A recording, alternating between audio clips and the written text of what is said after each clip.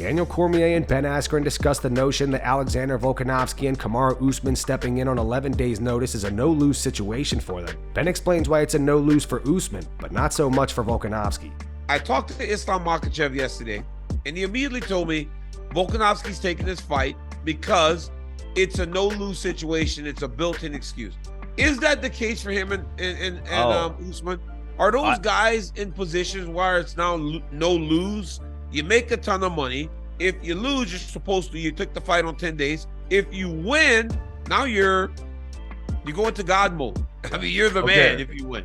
Well, I would say for Usman, the answer is yes, because it's the shortest path to a title fight, because they said the winner gets the title shot, right? So he's coming off 2 losses. He wins 1 fight, he's back in a title. So yes for him. For Volkanovski, I say no, because if he loses again, there's no way they're making the fight the 3rd time, right? Yeah. And he lost once. It was very competitive. A lot of people think he may have won. If he loses again, they're not making the. So this is his chance. This is his chance. Yeah. He saw his chance. He took it. And he actually already had a title fight defense at 145 set up, which now they're saying he may or may not do, and they're putting Holloway against Topuria. One January or February or something like that. That's not true. You're lying. That's not true. I saw it online. You acting like Jon Jones and me right now. You are acting like us right now. I thought I saw that they were putting Holloway in for the backup. Last night at the Misfits boxing event, Tommy Fury defeated KSI via majority decision. Here's some reactions from the MMA community. Jorge Masvidal tweeted, "This is a disgrace to boxing." Jake Paul says straight trash. That wasn't boxing. Only wins on point deduction. Neither man even knocked down.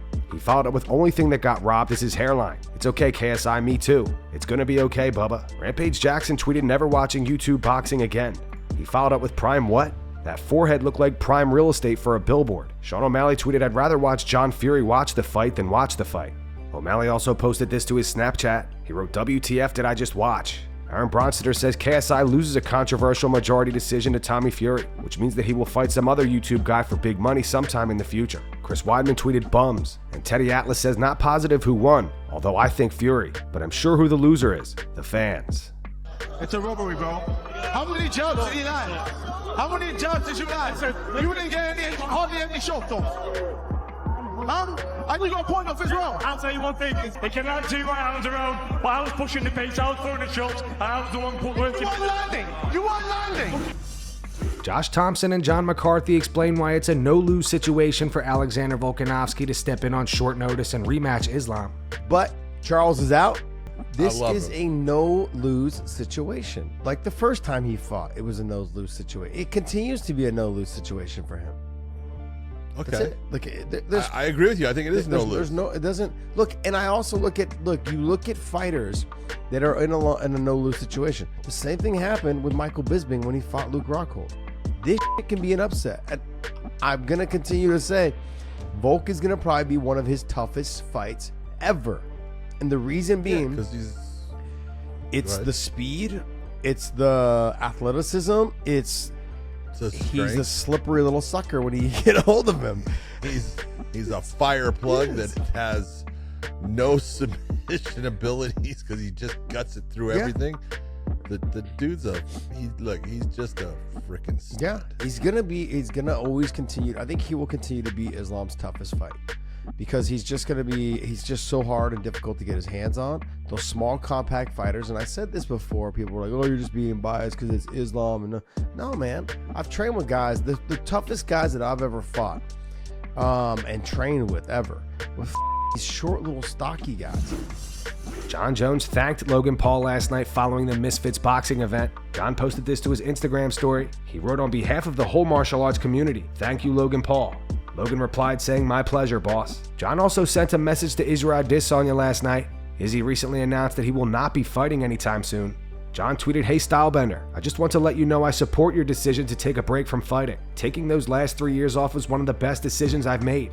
Always put you first, brother. Protect your heart, protect your mind and spirit. Proud of you, champ."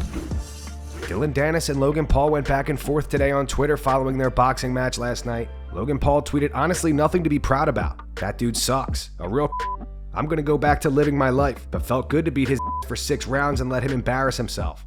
He continued, I think Dillon perfectly embodies the problem with society. All shit talk behind a screen, no action. Just another peasant running his mouth, contributing nothing to this world but negativity. So happy I got to expose this clown. Dillon replied, a jiu-jitsu guy with no boxing camp or coach made his debut, never wobbled, never dropped, had no standing 8 count, and rocked you multiple times. If I were Nina, I'd call off the wedding. You achieved nothing in your own sport. MMA next. He followed up with that fat security guard saved your life. Shut your up.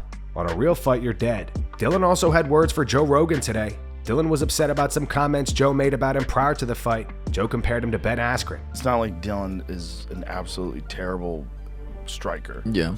But he's not a striker. Yeah. He's an elite grappler. His grappling is amazing. I mean, he's really good. Yeah. On the ground, he's sensational. That kid has some serious jiu-jitsu. But it's just, he's not known for being a boxer. No. It's like the Ben Askren situation. Yeah. You know, Jake Paul offers you more money probably than he made his entire UFC career for a boxing match after you've had a hip replacement. You're like, F it, I'm in. So he comes in looking like a guy who delivers milk. Dillon tweeted, where's everyone that said I wouldn't last around? Even Joe Rogan called me Ben Askren. Dillon also accused Logan of cheating today. Dillon tweeted, random drug testing equals right after fight. He continued, what did you prove? You didn't even tickle me. You backed out of an MMA fight against me. Everyone knew I'm not a boxer, but unlike others, I took on the challenge even with everything in your favor. Weight, steroids, rounds, rules, judges, referees, the list goes on. I won the war. And that's going to wrap it up for the news. Thanks for watching. For daily MMA news and content, subscribe to Full Mount MMA and click the bell icon to be notified when we post videos. Here are the 3 top comments from last video. These comments are in reference to the Misfits boxing event. The first one's from Nathan. It says, I never even paid for this fight card and still feel like I deserve a refund. The second one's from King C89. It says, I just realized I'm 34 years old and I watch influencer boxing. Sorry I let you down, Mom. And the final one's from Pink Rain. It says, KSI has joined the mentally undefeated club. Those were the 3 top comments from last video. If you want to be featured in the next one, all you have to do is comment down below. And if you missed yesterday's news, click the video on screen right now to get caught up.